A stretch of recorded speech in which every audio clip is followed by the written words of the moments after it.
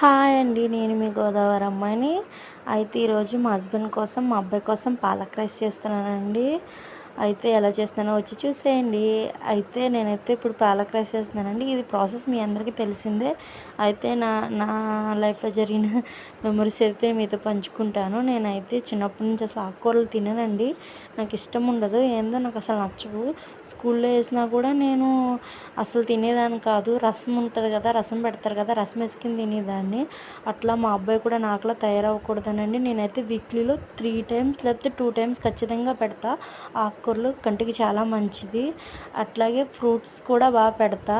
నేను ఎలాగో వినకుండా మా అమ్మ నాన్న చెప్పినా వినకుండా ఇట్లా తయారయ్యాను. మా అబ్బాయి అయితే అట్లా తయారవ్వకూడదు కదా! అందుకే మా ఆయన కోసం, మా అబ్బాయి కోసం హెల్తీగా రోజు రైస్ చేసి పెడతానండి ఆకుకూరలతోటి. నా రైస్ అయితే ఎట్లా ఉందో కామెంట్ చేయండి. సబ్స్క్రైబ్ చేసుకోవడం మాత్రం మర్చిపో